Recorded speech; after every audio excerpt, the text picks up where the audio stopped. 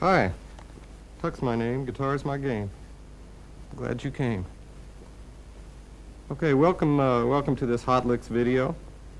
I've been doing this for quite a while now, this solo guitar thing, but actually I did a lot of things before then, and people generally know me as doing solo guitar and rhythm section, one-man rhythm section kind of thing. So that's what I'll try to demonstrate at this point, but it's going to be unavoidable that I'll make reference along the way to a lot of things that I picked up earlier in about probably 15 years of playing the guitar before I started doing this solo thing. Since 1978, I've really been doing exclusively duo guitar, and along the way kind of inadvertently picked up a lot of things about solo guitar. But what I found the thing I love to do most is just play with one other person. In my particular case, it's with my wife, who's a great singer, Patty. And so what I'd like to do is really get into the kind of grooves and textures that I end up developing when the two of us play together. What I've found is one of the best places to start with this kind of thing is with walking bass. Everybody's always curious about how do you do walking bass? How do you keep more than one part going, and why, for that matter? The why is a little bit easier to talk about than the how. My experience has been that it's a completely different thing. I remember for many years I used to argue with people that I should do this, even though it sounded better to do the various parts independently with different instruments. And what I found was you could get 3 or 4 people to play what I was playing and to do a better job of it, especially when I started out. And still, it seemed like such a great challenge, I had to keep doing it. And what's finally developed is a different style that sort of stands on its own, even though it's always making reference to the whole bands that I've always listened to and played with. So along the way, one of the things I'll keep coming back to is it's important to listen to the music that you derive this from. Don't just listen to me or listen to solo guitar players trying to sound like bands. Better to listen to the bands and then try to sound like the band when you're a solo guitar player. Nobody's going to ever mistake you for the band. But what I found is that if I'm thinking about the Count Basie band or Earth, Wind and Fire at the time that I'm playing, it comes out sounding a lot more like real music than if I'm thinking about what can I do on the guitar. So I'm going to start off with walking bass, and I'm going to start fairly simply to try to illustrate some of the different problems that you run into when you combine different parts. I think we'll use a blues as an example here. So we're going to do, I guess we should tune first, come to think of it. Let's tune. How about an E? This is E.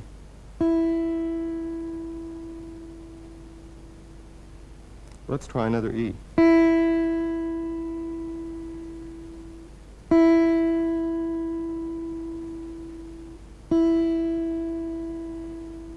Here's an E chord.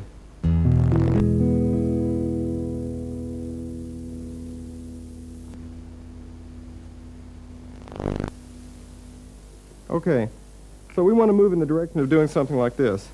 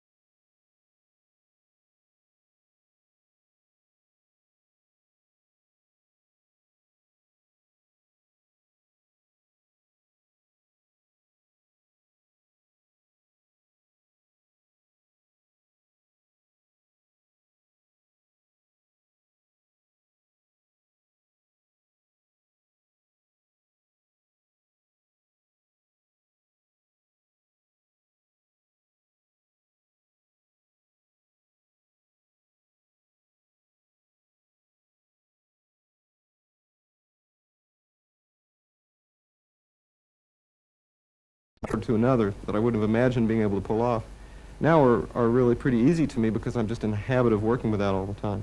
So it has all these kinds of unseen fringe benefits. So let's look at another rhythm or two you could use with this. There's an extremely common rhythm, I've heard it called the Charleston rhythm, this one.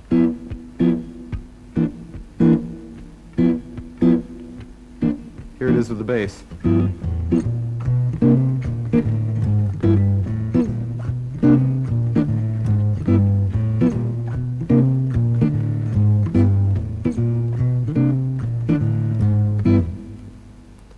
Okay, you could also sustain one of those notes. Sustain the first one.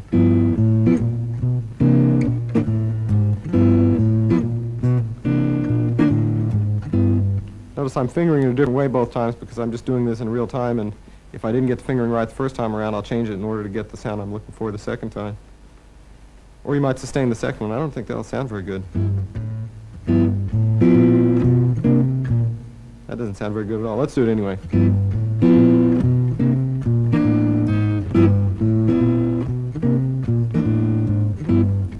So it's worth looking at sustain also as a way to vary the rhythms that you're doing. It won't end up being a big difference in fingering, but it's a great big difference in sound. Okay, so what you want to do initially, I'm going to back up one step because I've seen some people take to this very quickly, and I've seen some people have a great deal of difficulty with it, and for myself it's been the same thing. Certain rhythms turn out to be very easy for me, and certain ones turn out to be really hard when you get into independence. At the point that you run into one that's difficult, and let's imagine that one of these is difficult for you at this point, then the thing to do is break it down, simplify everything else. And this always applies when you're trying to work on more than one thing at a time. When you think about it, music is comprised of a lot of things all the time, and so this really applies all the time. If what you're working on is too hard, find a way to simplify out some of the variables or some of the issues that you're dealing with so you can focus on the others. In this case, you're really talking about some issues of independence in the right hand. It would be worth doing nothing but this.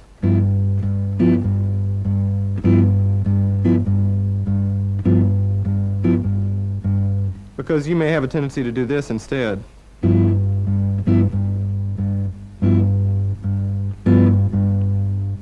Where the bass line is actually going, because you find it difficult to separate the thumb from the fingers. Again, this is something I've done a lot, and if you've played certain kinds of fingerstyle guitar, it won't be any problem for you to do this. If you've always played with a pick, it could be a completely different story.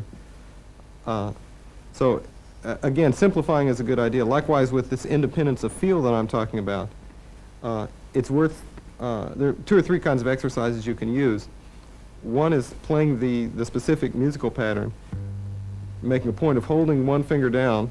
It doesn't even have to be a musical pattern for that matter. It can just be the act of holding one finger down while you separately attack the chord with the other fingers. And you'll notice that I'm not even plucking it with my right hand. What I'm trying to do is get a kind of pianistic approach to the neck where my hand is down when I need it and it comes off the note when I don't need it anymore. So you get something like this. Or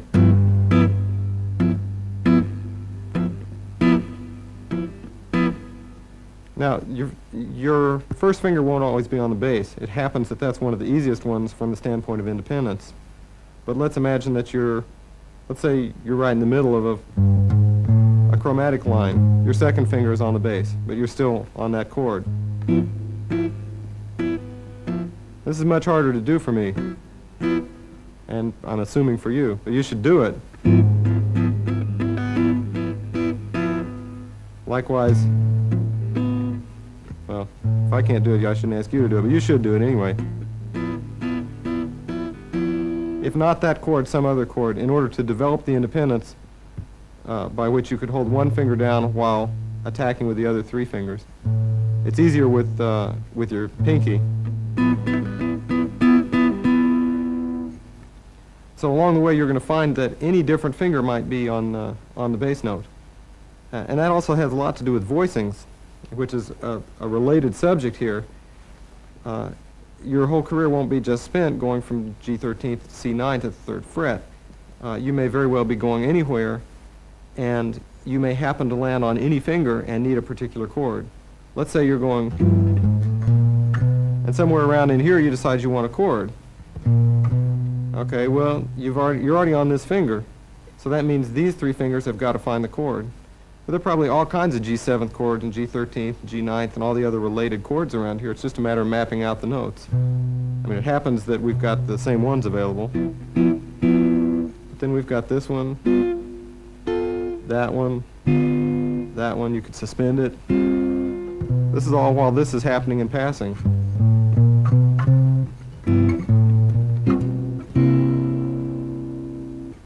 So you get the idea here. You don't have to always be thinking about the standard chord forms that we've all grown up thinking about. This is to try to widen the focus for a moment. This is one of the things that I've found plagues guitarists all the time. It certainly did me for a long time, which is a kind of, I guess it's an insular approach to the guitar in that we develop these little islands where we're safe in fingering. You know, I've got this one, I've got one up here, maybe I've got this one, maybe I even know my inversions and I've got this one and that one and that one. But still, these are what some people call grip chords, ones that you learn, but you don't see all the other available chords around there. It's worth, especially in connection with this kind of style, it's worth trying to develop all the voicings you can so that you'll be more flexible, like a pianist is. That should be your goal on guitar, to have the kind of flexibility that a pianist would.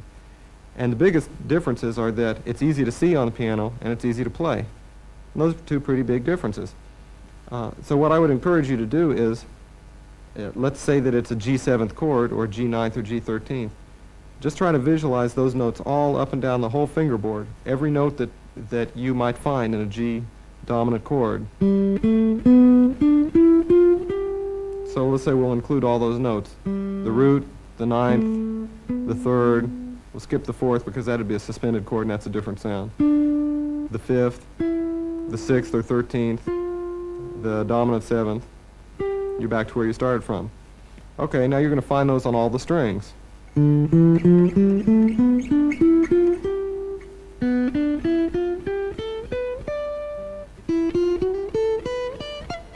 Oops.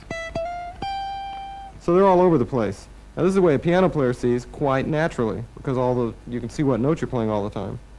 Now once you've got those mapped out, and I would suggest that you write it out unless you're really familiar with this, then just start combining notes, work your way up the fingerboard.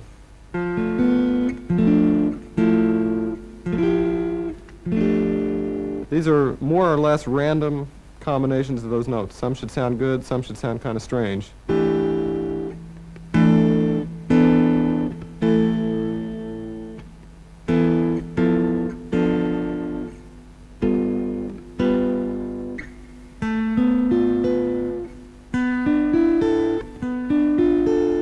Maybe in doing this process, you might start to see some voicings that you would never have even dreamed of playing and start thinking about ways you might figure out to actually physically play these.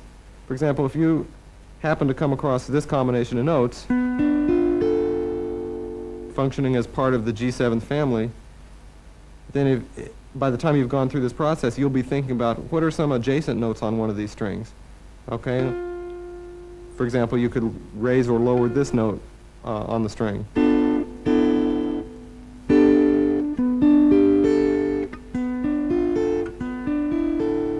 But let's say instead you want to raise or lower the top note.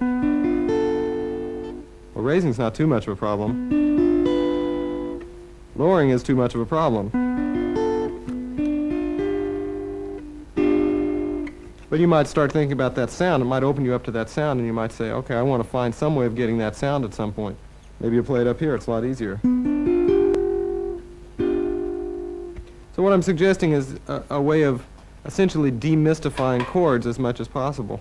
There aren't that many different types of chords on the guitar, and in the space of an afternoon you can basically work out every conceivable G7th chord that any human being has ever played or ever could play. And then that puts you on a pretty even footing with everybody else. It still comes down to what you're going to do with all of that and whether you can remember any of them. But it's quite remarkable if you use that approach, which I think of as chord maps. I map out all the notes and then just randomly combine them or combine them based on some kind of parallel motion. It's quite remarkable what you can accomplish in a real short time. You're bound to find all kinds of voicings you wouldn't have thought of. So this was a digression along the way because I was talking about coming up with voicings you can use in this walking bass line thing. The problem with the walking bass line is that at any given point, you might be at any fret with any finger playing the bass line. I mean, chromaticism is at the heart of jazz, and we're talking about more or less a jazz style here. And you're surely not capable enough to plan what you're doing in advance if you're ever going to be an improviser, so much that you can always land on the finger you, in an ideal world, wish you had landed on. So instead, you've got to land on that finger and then make do with what you've got, make the best out of your circumstances. So if I happen to land with my third finger on a B flat, and I want a G7th chord because that's what's really going on at that point, chances are very good that I have never fingered a G7th chord that has a B flat in the bass with my third finger, because there isn't one. But on the other hand, there are all kinds of notes all around here that are in the G7th family that I've worked out time and time again because I've been doing this whole chord mapping process that I was just describing a minute ago. And so I land on the third finger and I see, okay, I see all these chords, all these notes in the chords. Well, there's that one. There's that one. Maybe there's this one. Now in context, you're probably saying that sounds horrible, which it does. That's only because the B flat is a passing note in the bass.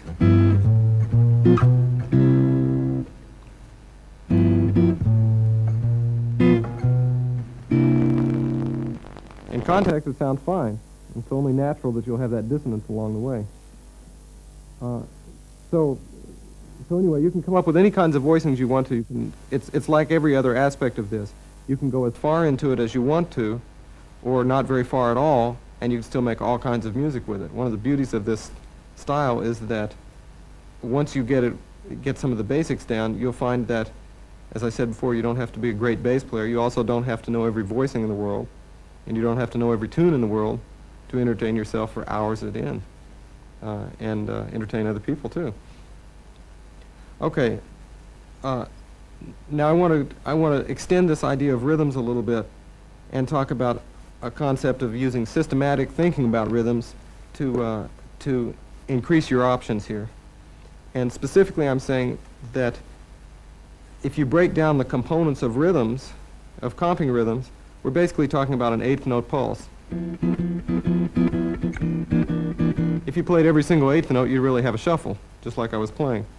So most of the rhythms that you're going to use to comp with fall on one of those 8 places. Of course, we're talking about swing eighth notes, so they're not strict eighth notes, they're really triplets.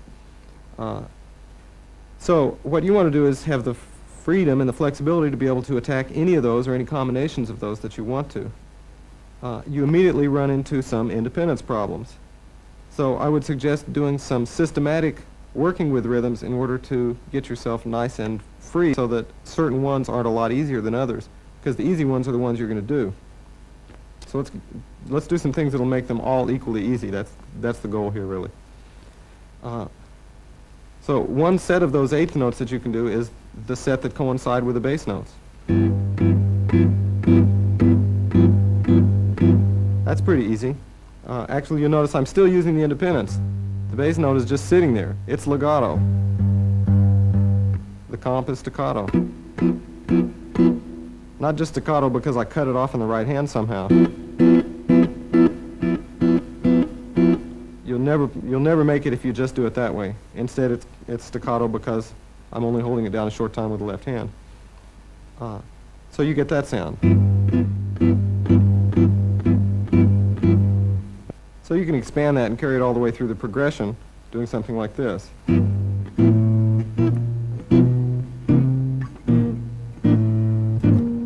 notice it's a little bit difficult for me to keep track of which finger is supposed to be staccato and which one is supposed to be legato. You'll have that same problem, which is one of the reasons you want to slow this down a bit, and exactly one of the reasons that you should do this exercise just like I should have. The other contrasting one would be this.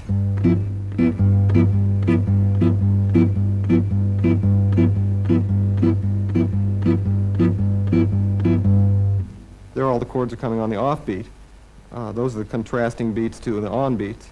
And so you get a sound like this.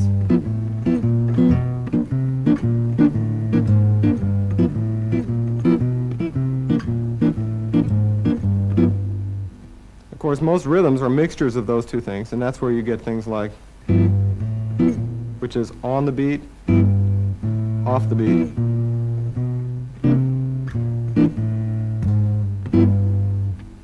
Or repeated notes, 2/8 notes in a row.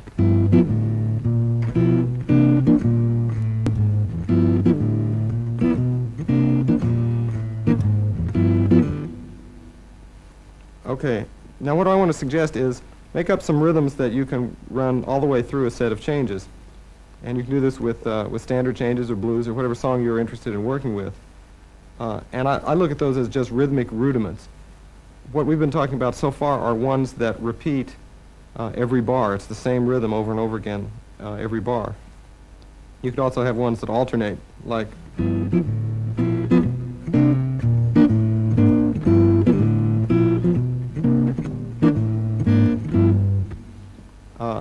but what I'm also interested in is suggesting that you make ones that repeat every, let's say, 3/8 notes.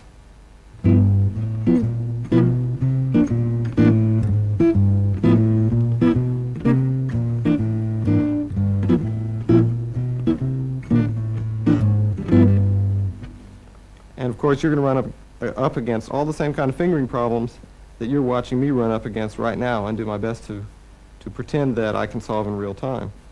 One of the advantages of doing those that are not just a bar long, but that what this particular one is you hit an 8th note, then you leave 2/8 rests. So it's really 3/8 notes long. So one of the advantages of doing that is that you don't come out even at the end of every measure. You might come out even at the end of every 3 measures. In the case of blues, that means that at the end of a chorus of blues, you'll come out even because there are 12 bars of 4 beats each, and you divide that by 3 and it comes out even. If you do a standard tune that's got 16 bars or 32 bars, then at the end of a chorus it won't come out even. You'll have to go around 3 times before it'll come back to where you started from.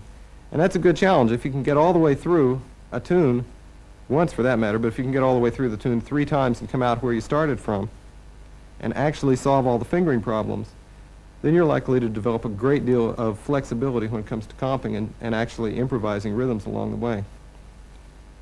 Okay, let's go on to what I think is as important as the variety, and that's the feel.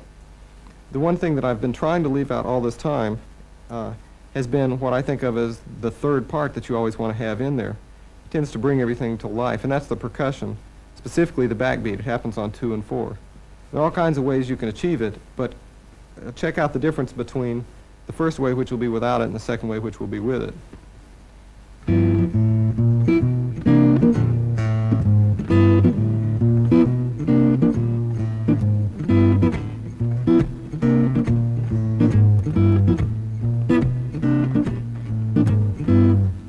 We're hoping that the second way sounded more like music to you because it had one of those critical parts, which is the percussion. Okay, so the backbeat is a click on the strings of one sort or another. If you're not doing anything else at the same time, you can do this. I'm just clicking my fingers into a kind of ready position to pluck the next chord. So if you're comping on every other beat, 1 and 3, 1, 2, 3, 4, you'd get this.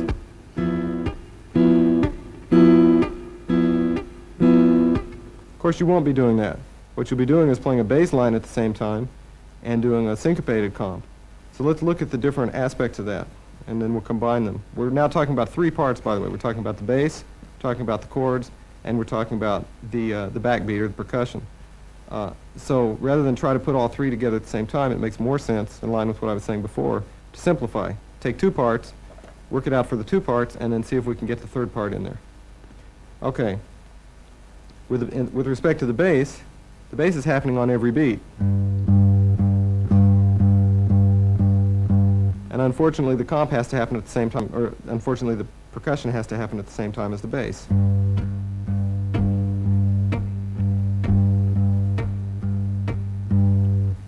My experience has been this is a little bit harder than it looks because it's unnatural if you haven't done it a lot.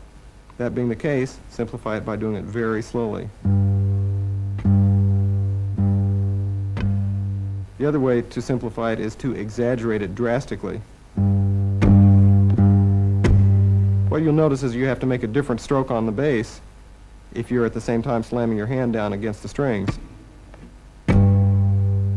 But you can still, if you do this enough, you'll find that it's possible to get a pretty even sounding bass stroke, and you just make some sort of little adjustment. Your hand will gradually make that adjustment because your ear will force it to.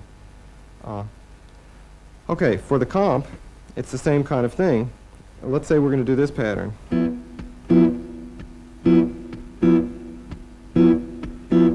This pattern is a forgiving one because you don't have to comp and do the backbeat at the same time. You can do the comp followed by the backbeat and then the next stroke. So it's 1, 2, 3, 4.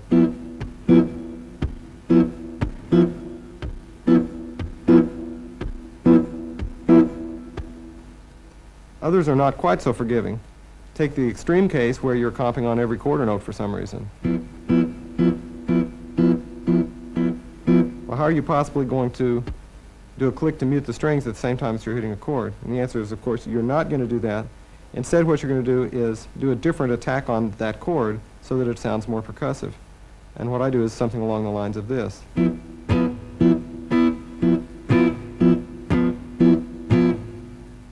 Where the percussive stroke is a downstroke with an open hand. To heighten the percussive effect, I actually do this with my fingers too, a little bit. So instead of just this, it's this. It's both a stroke and an opening and closing of the hand at the same time. So now you've got all the parts grouped in twos. Bass and chords, which we've done before, the bass and percussion, and the percussion and the chords. Now you want to put them all together.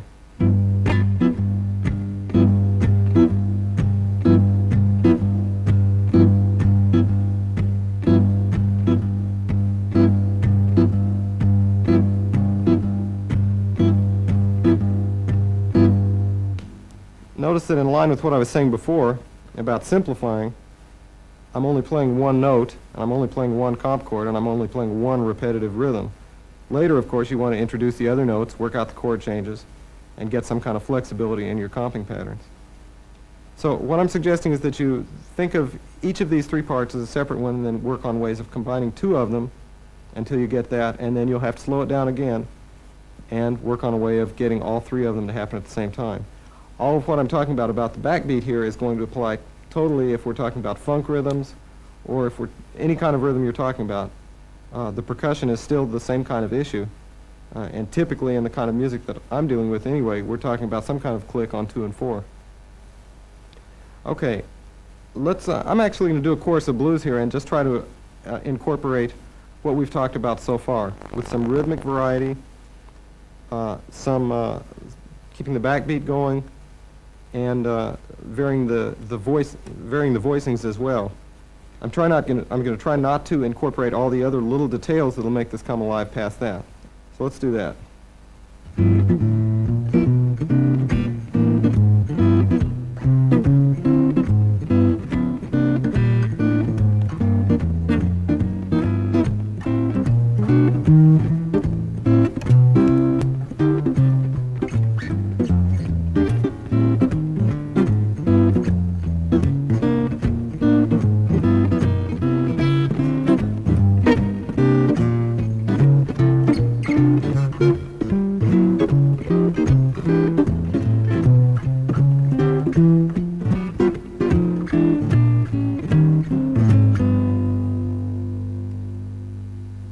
So you can get something really reminds you of music out of just a few little things like this by putting it together.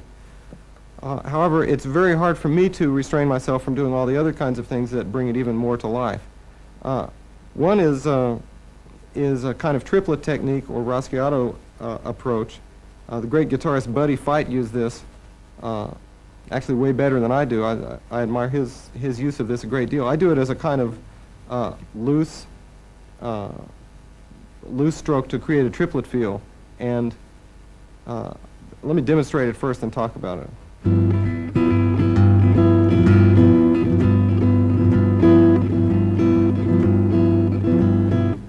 What Buddy did was much more clear articulation on every string.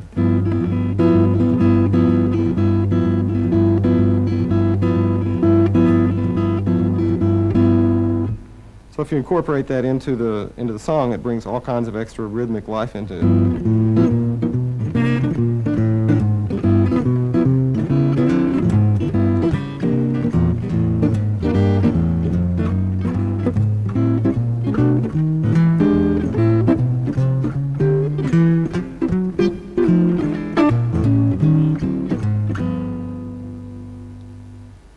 Okay, you'll probably find other ways of getting the same effect. That's the one that I use most of the time. The other one is various kinds of triplet rhythms in the comping. Especially on turnarounds is a good place to do this. And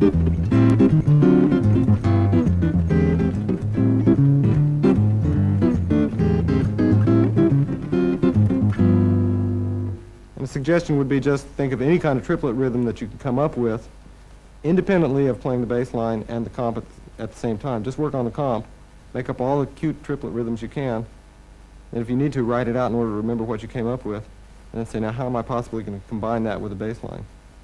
Well, there's a handful of other techniques that I should probably mention here, little details that bring this thing more and more alive, and what I've found is that it becomes a kind of exercise until you finally get everything in there. Once everything's in there, for me at least, it becomes one of the most fascinating things you can do on the guitar, because it's just endlessly challenging, and it's as rich as music can get just out of one instrument. So let me illustrate some of those other ones briefly. One is doing pull-offs in the bass. This is a standard technique you see bass players, upright bass players use. Instead of, you get this.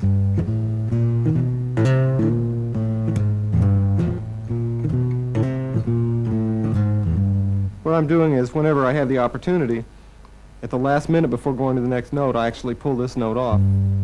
On one string, it's very easy to see.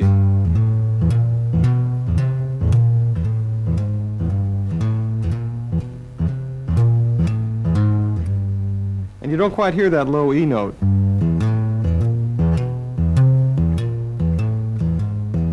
You're not just trying to create a really lethargic kind of shuffle in the bass. You're trying to get that percussive pop that comes from pulling off the string and catching it the next instant. So you don't want the note to ring long enough to even be able to distinguish the pitch.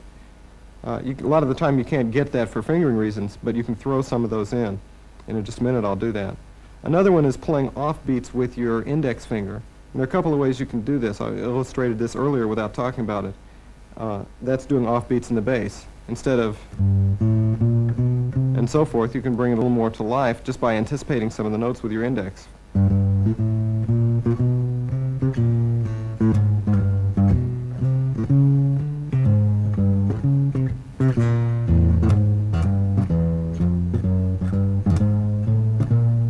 Gives it much more of a sense of life there. And so whenever that index finger isn't doing something else, it can be doing that. The other thing it can also be doing is the same thing, only on the bottom of the chord. You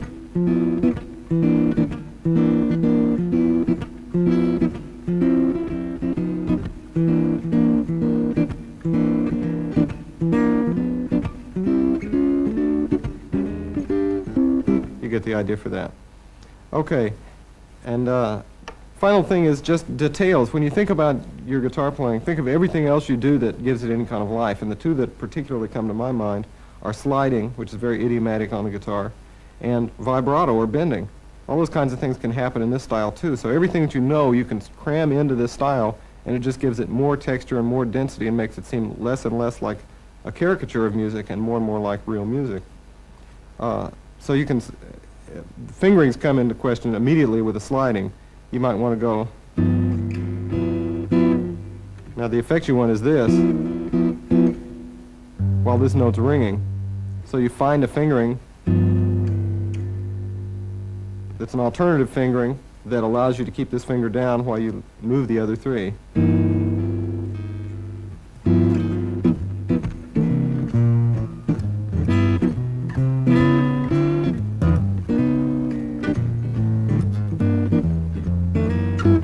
Things like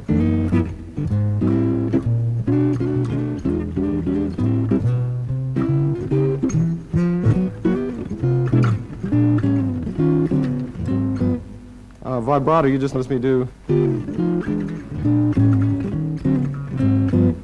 little shakes. So all the different things you know about you can do, including bending.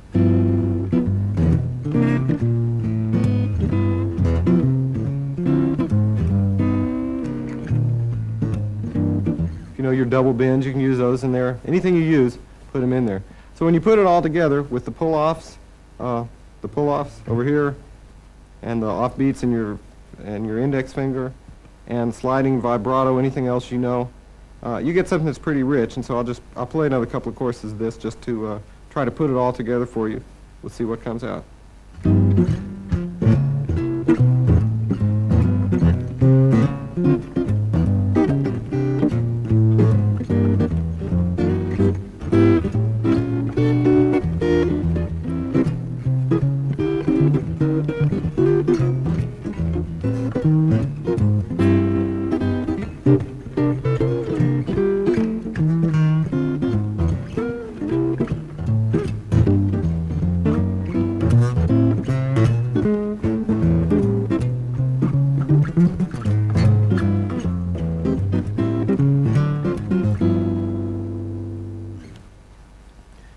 Okay, I think I'll change directions here for a minute and say you want to do something besides blues and G, swing. And what I would suggest is work out other styles of music, obviously. And what really got me started doing this was not the traditional jazz stuff in the first place. It was all the years that I spent playing in soul bands and funk bands where we didn't have enough people to go around to cover all the parts, and so I started doing more than one part at once. And I kind of got into the back door of this walking bass thing. Although I'd heard it done a lot, I'd admired Joe Pass for many years, and the great Tommy Crook, whom I grew up listening to in Tulsa, Oklahoma. He was a master of this style. But in fact, it was really in top 40 bands that I learned to do this stuff in the first place. And I'll give you an example of a couple of the kinds of things that I had to deal with back then, and what came of it. Usually it would be funk grooves, really.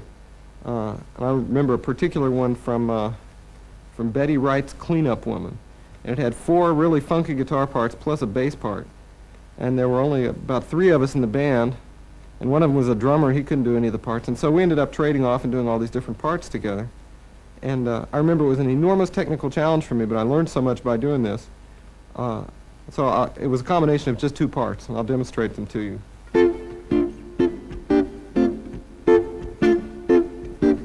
That's part number 1. Notice I'm doing the backbeat in there as we go just to keep time. The other is the bass part.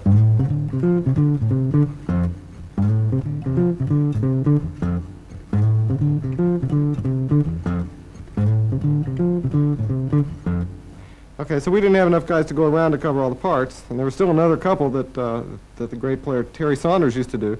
We would switch off and do them, but anyway, the part that I worked out was this.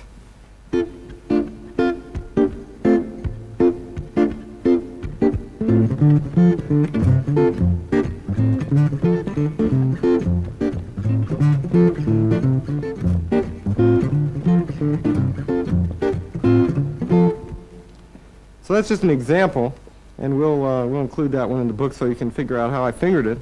But I guess what I'm getting at is, again, start with real music, whatever that is to you, and figure out how you can take parts out of that and combine them. I used to do little parts like...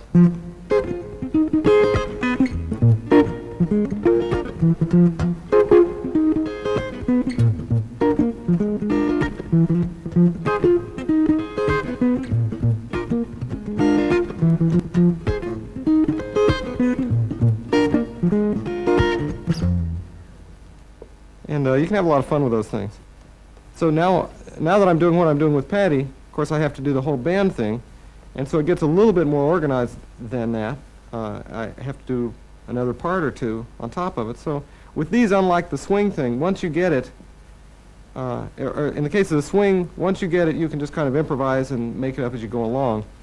These have a lot more rigid basic parts that you need to work out as independence exercises, and the individual parts are usually a little bit more syncopated, so it can get a little bit confusing.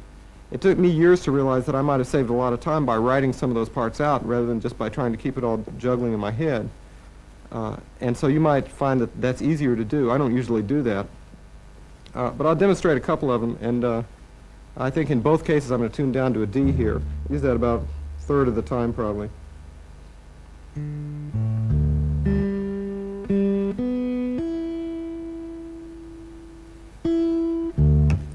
Okay, so From one of the songs that Patty and I do, Everything's Gonna Be All Right, this is a good illustration of this, this whole concept.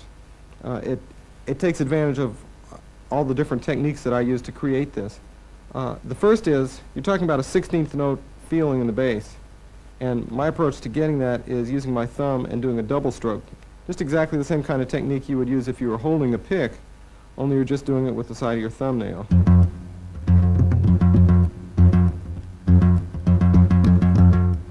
And I'd like to spend just a minute focusing on this because I found that for many guitarists, this is a rather perplexing technique to get down. And I know for me, it came very slowly. I've seen people get it very quickly. My particular solution to the problem is, in this hand, to actually close my hand up. Instead of playing with a standard classical technique, I close this joint into the hand as far as I can. So you get this. You can see instead of being open like this, it's closed over, and then I open the thumb back up again. So you end up with this instead of that. And the effect of that is that you get a very rigid thumb, which is capable of doing a really strong upstroke. It kind of catches underneath the string. Later I learned to do it just with a standard classical technique, but initially if you lower your thumb into your hand like this, you'll find it'll work really well. Then the downstroke is the traditional stroke, like a rest stroke. The upstroke actually comes out of the guitar and snaps the string a little bit. It's not just an upstroke, it's an outstroke. So you have down as a kind of in-stroke and up as the reversal, which is a kind of outstroke.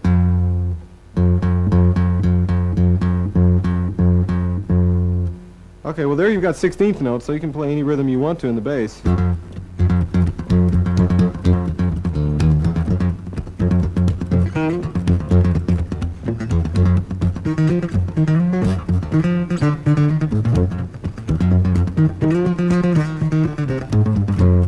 Okay, now with a pick that's pretty easy, and with your thumb, as soon as you get the technique, it's just as easy as it is with a pick.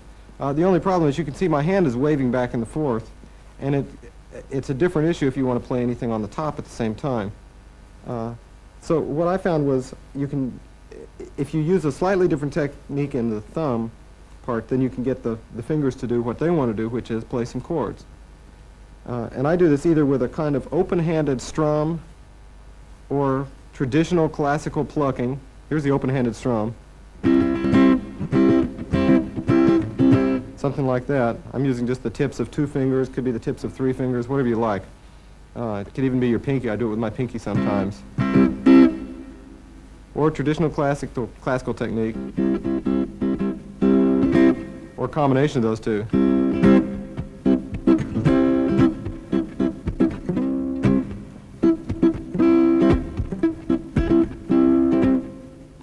Or you could do something that I find I haven't seen a lot of players do, but it seems to work really well, which is it's the classical technique you use for playing lines, only you use it for playing chords. In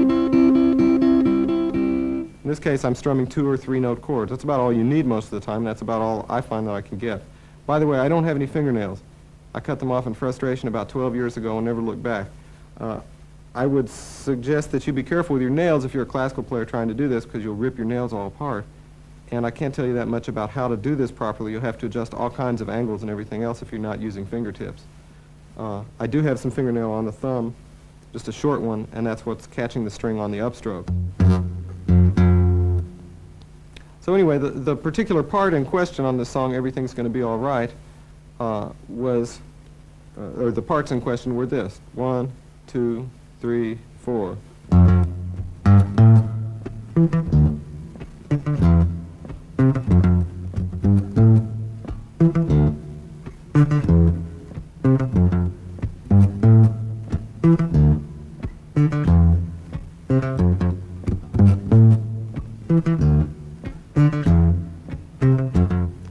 You notice I'm still doing the backbeat. I can't turn that off very easily. The chord part was 2, 3, 4, 4.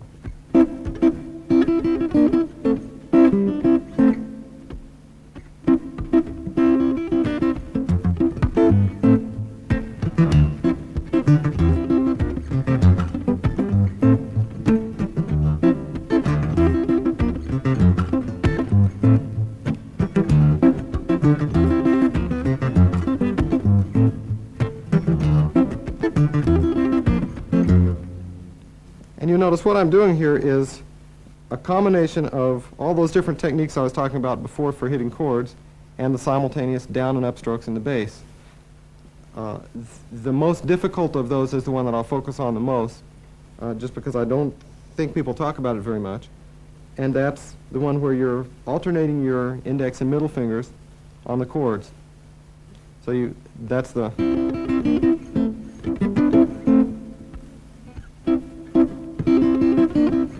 this part. That can theoretically happen at the same time that you're doing down and up strokes with your thumb. It's not particularly comfortable, but you can do it, and I'll do it really slowly to demonstrate it.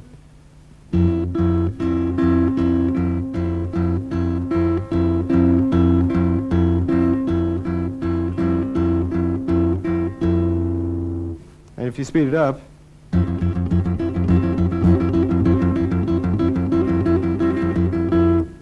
so with freedom like that, where you can do any different syncopation in the bass and in the chords, ultimately you can get the freedom to improvise with this kind of stuff.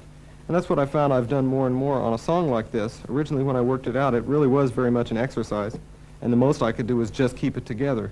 But at this point it becomes a lot more flexible, and I'll just play a piece of that song, which, by the way, to my ear sounds like Patty's missing, but, you know, she's not here right now, so this is what the guitar part would be, something along these lines, if Patty were singing at the same time.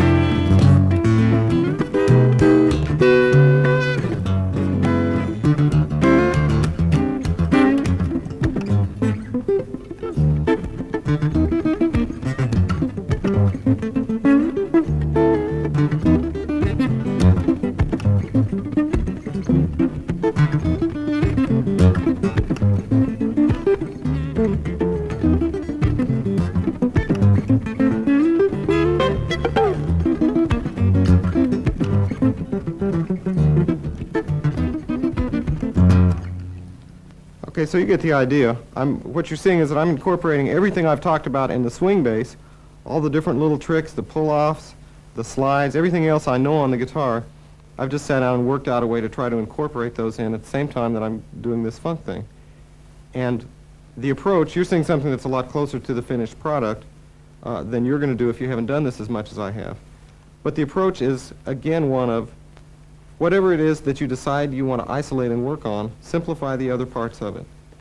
And then you'll find that it's easy to start focusing on that one part. And the goal is always, I think, to be able to improvise with this stuff. That's one mistake that a lot of solo guitar players make. They try to perfect a version of a song and play it over and over again. And I can't claim that I'm not guilty of the same thing. It's very seductive to try just to improve something and work on the subtleties, as opposed to having the kind of improvisatory freedom that you would have if you were doing something much simpler. But that's got to be the goal, because you want to express how you're feeling at the moment, or express whatever it is that wants to come through you at the moment. And you need the flexibility of improvisation ever to have a hope of doing that. To that end, one of the things I'd like to suggest is improvising with single lines at the same time as keeping a bass line together. And my experience has been that that's not really completely impossible, although it approaches it. It's certainly impossible for me to play anything approaching kind of lines that I would play if I were just playing lines. But you can develop it. And when I first started doing this, I made the mistake of working it out. I said, okay, I'll work out a solo, and I'll work out a bass line, and I'll actually try to keep the two going at the same time. It'll become like a technical etude for me, and I'll practice it until I get it. And what I found was that it never became music. It was always an exercise. It's a lot more satisfying, I should say, in addition to doing that rather than instead of doing that, because you want to work things out as well. It's a lot more satisfying to simplify it and then just start grooving on it and see where it goes. And so I'll give you an example of the kind of stuff that I might sit around and do.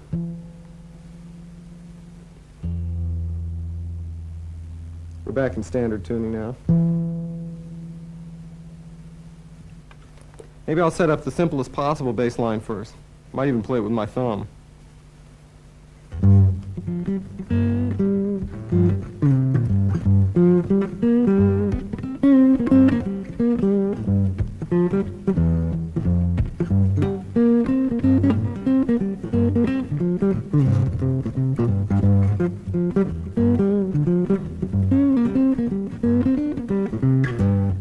So I'm just keeping every other quarter note going in the bass. Now maybe I'll make the bass a little bit richer.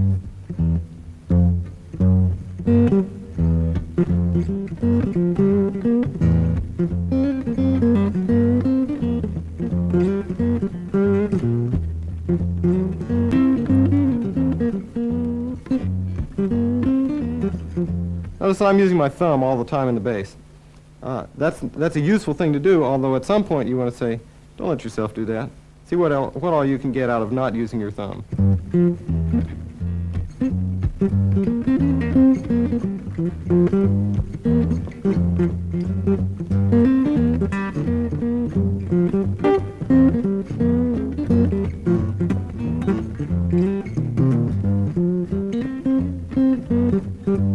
One of the things you'll notice is that I'm less comfortable doing that, not using my thumb. I grew up playing with my thumb this way, and it's taken me a bit of relearning over the years to learn to play anything in a barred position or not using my thumb. I would encourage you to just learn every technique. There is no right or wrong technique as far as I've been able to ascertain. There's just the technique that works to accomplish what you want to get. There's all kinds of reason to play with a very correct classical left hand at certain times. You'll find that you'll get less string noise and every other kind of thing. You'll find it easier to move from one chord to another some of the time. But a lot of the time, the only way you're going to pull off the chord that you want to play is with a technique like this, or the phrasing that you want to get. And so you want to be completely ready to do this, as far as I'm concerned, as well as to do a classical position or something that's modified. Sometimes there are all kinds of positions like a crossed bar that you might want to play. And there's just no other way to, well, of course, in this case, there is another way. But I would suggest that you don't hesitate to use so-called wrong techniques, because you'll find that they turn out to be very right. One of the most useful ones that I've encountered is using your thumb around the front of the fingerboard, which for some reason we don't get taught as guitar players that that's an option. And I can't remember what voicing that I discovered this with, but it might very well have been this one that I really wanted to hear. There was just no way for my hand to play this voicing. I couldn't reach my thumb around and really pull it off. But what I found was it's possible just to loop my thumb right around here on this G. And not only did I have a solid finger on the note, but I could even slide it.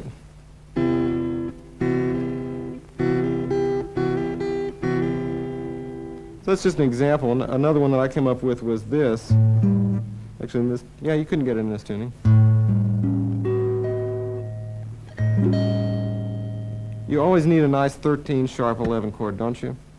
And this is good voicing for it, and it saves you having to try to stretch. It's like a tendonitis chord right there. Much easier just to do this. So again, the suggestion is I'm not a real specialist in this. If you go to see me play, you're not going to see a lot of chords like that. You'll see a couple of places where I really want the voicing, I'll go to the trouble to get it. What I'm suggesting is think about unusual ways to attain whatever it is you want to hear. In both cases, those voicings came from sounds that I wanted to hear. I was hearing that arpeggio in my head. I really wanted to hear that chord. I needed it, and therefore I found a solution to it other than retuning the guitar. So this was a digression from the funk standpoint, but really, in a way, it's what the whole funk groove approach is about, because it's making techniques that shouldn't work together. I'll demonstrate one of these others, which is on a groove in B flat. This is also in a drop D tuning.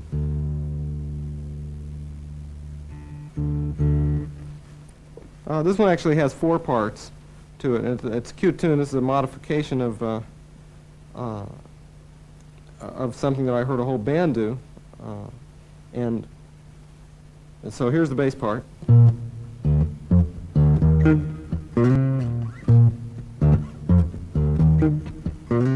Here's the backbeat.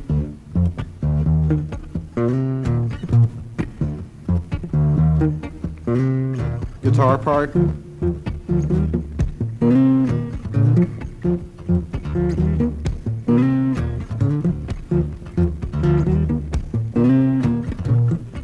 Greatly simplified piano part.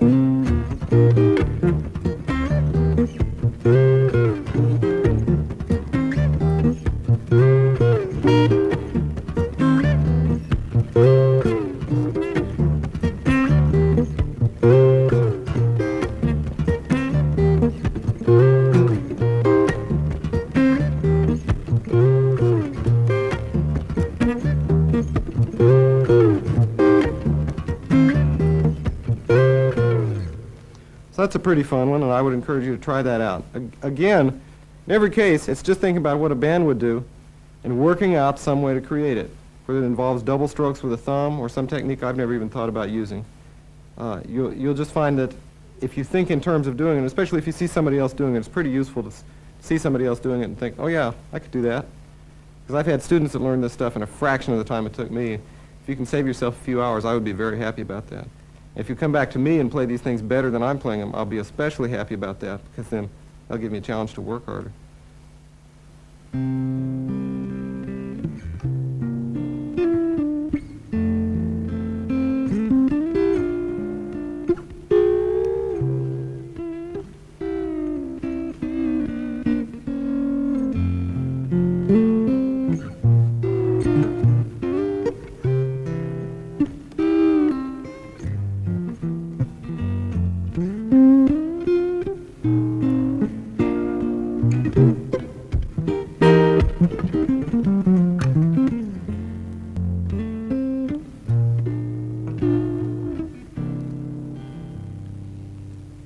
So I'd like to talk just a little bit about chord melody, and what I was just doing was a lot of double bends, just because that's something that's always interested me for a long time. And the reason I mention this is just a lot of people think of chord melody and all of a sudden everything gets real stiff. And it doesn't have to. Chord melody is simply accompanying your own self when you're playing the melody. Doesn't mean you can't do everything you would do to bring the melody to as much life as you can possibly get out of it. And so I'd like to talk about a few things. One is the idea of using bends and double bends. Kind of controversial in jazz, but it really doesn't matter. It's just one of those musical elements that you can choose to use if it interests you. Another one is the idea of sliding. If you want to play a melody, let's say, well, you can do all kinds of slides.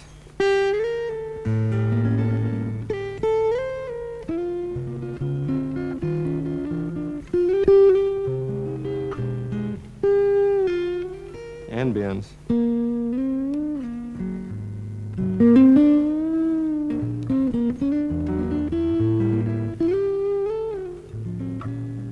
A lot more. It's a lot more interesting than going.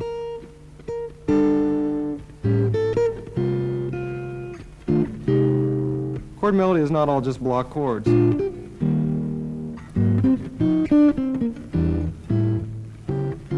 That's very interesting too. But you can. The block chords are just one of the many techniques you can use. Consider, for example, one of the things that I always do when I first learn a tune, and that's bass melody.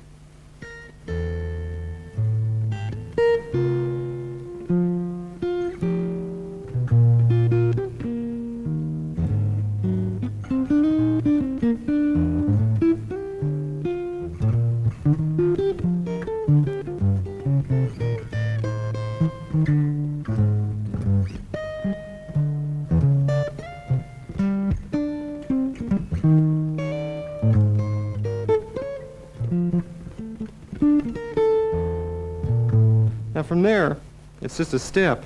Of course, that's a few steps passed from nowhere, but what I'm suggesting to eliminate a few steps is first map out where the bass is going to be, where the melody is going to be, and then start trying to bring both of them to life as if you've got a duet going on between two voices as opposed to an academic exercise. So let's pretend that you're there. From there, it's just a step to adding in some other notes, getting the chords in there. But it doesn't have to become block chords.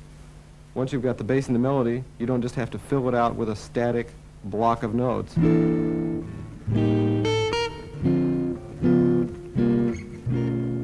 can bring much more to life than that if you want to.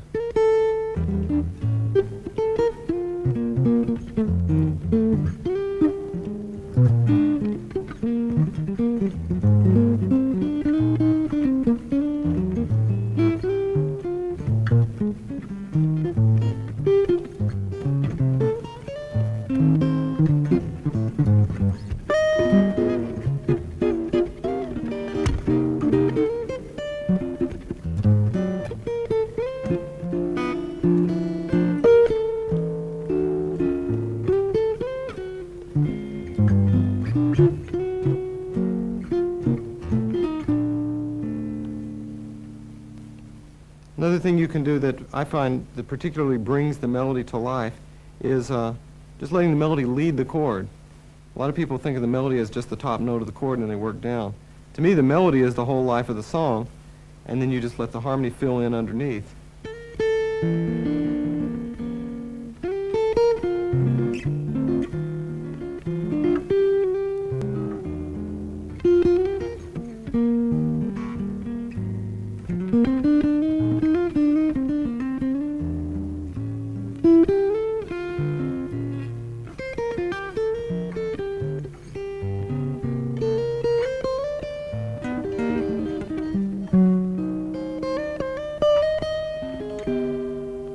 See, in every case, I'm letting the melody determine what happens and then following up with the chords after that.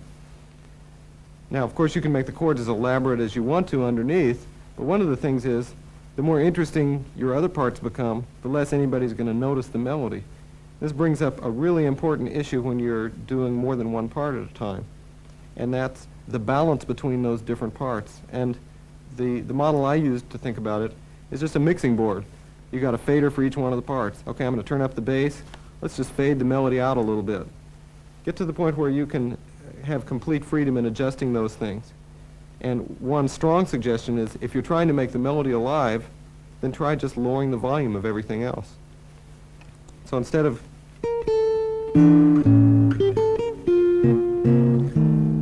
this,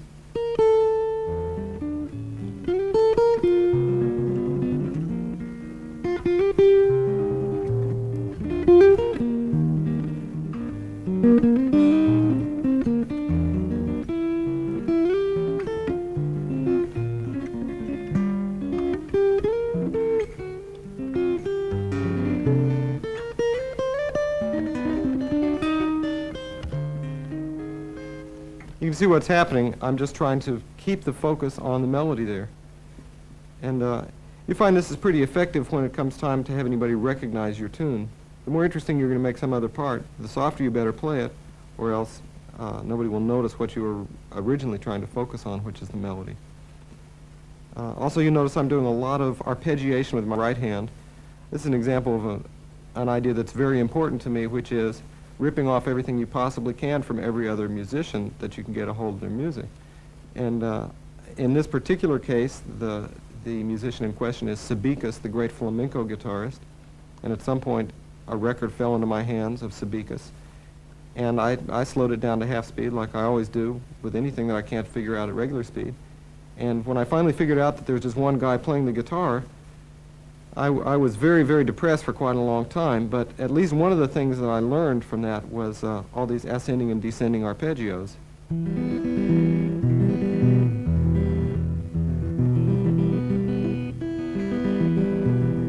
Some people call these rolls, and you can get to the point where you just go ripping up and down the strings real quick. It sounds like all kinds of textural stuff is going on.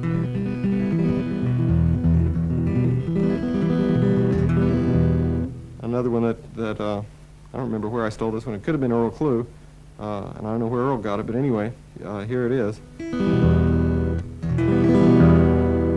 Do it with any finger. Even do it with several fingers. All these things just fill out a kind of, well, texture is the word I'm going to use. And again, you'll see as I'm playing a chord melody, I might do that just to bring some texture in underneath the melody.